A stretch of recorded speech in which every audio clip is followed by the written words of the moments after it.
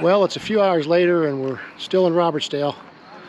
And looks like people are starting to gather for the 3 p.m. expanded walking tour to their mines. And we're going to go on that, so come along for the fun.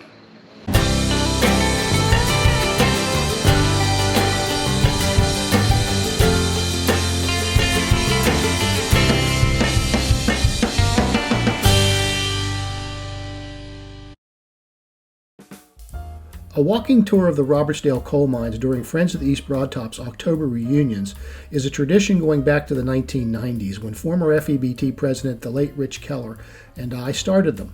It always included the remains of the surface structures of mines number 1 and 5, which were much more in evidence back then than today. The duo of Ron Pearson and Rick Case came on the scene a short time later, and their explorations and Ron's painstaking research into how things worked underground add a new dimension to the tour that my focus on railroad operations serving the mines could never provide. So on the theory that 3 miles are not better than 2, I am now more or less retired from being a tour guide, although I do still participate with Ron and Rick in their research and exploring endeavors.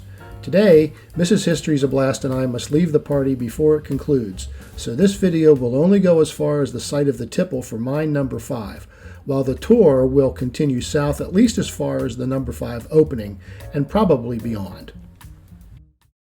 Anybody got questions? Rick and I try our best to answer them. Question behind you.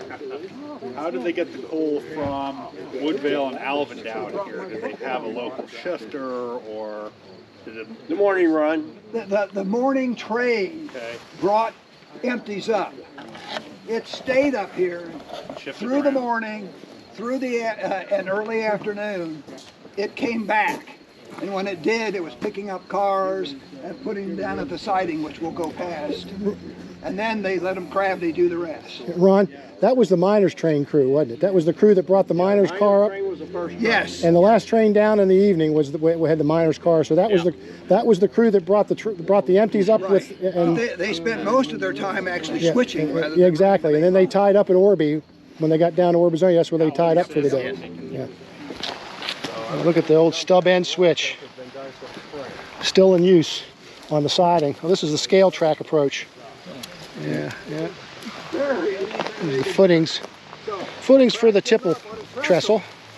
And the trestle was right in here. It came over the loading track. The top of the loading pile is where the empties went back. Really? So it sloped this way when the loads were coming towards the tipple. It sloped in the opposite direction when you wanted the car to go back to the portal. So loads or empties on the back, the loads came up this way. The loads were pulled up by a winch. They had a chain on it and they pulled the loads up. And then they could lift, and then once they were unloaded, then they could let them drift back. Everything was set up for efficiency.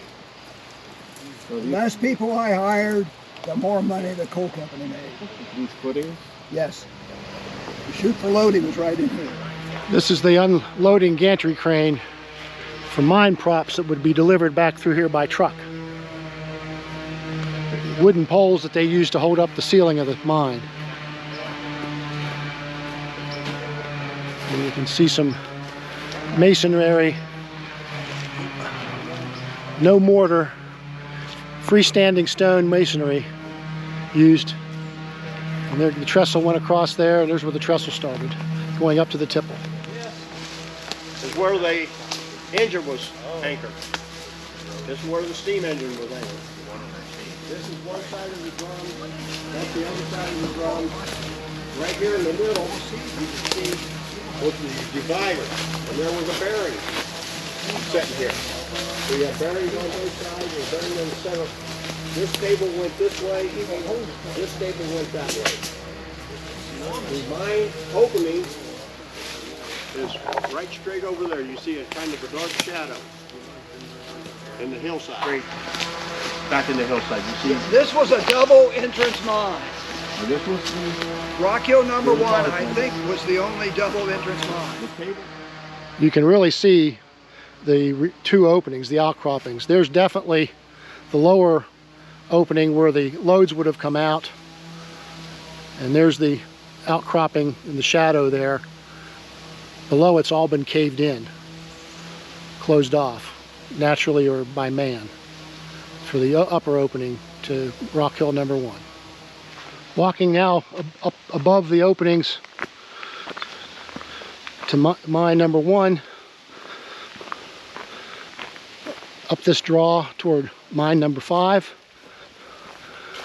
and we're coming up to a cinder block structure, the remains of one of the fan houses that provided ventilation for the underground mines.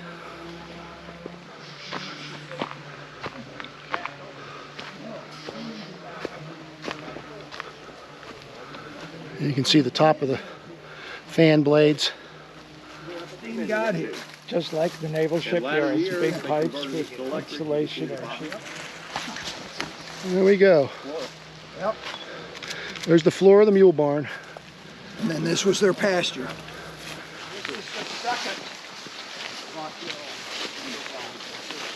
The first one was built in 1890, and it was done away with in 1911. And then this one was built. So this was the hoist house. And you can see where the drums were in the back.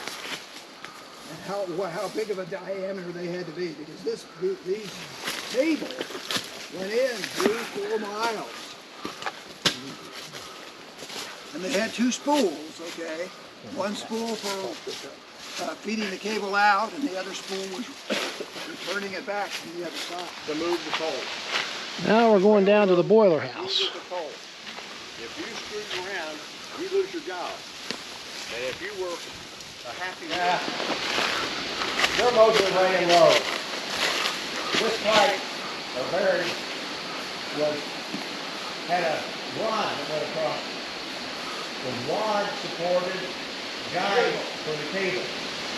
The cable goes from here down in front of the boiler house all the way to the turning block.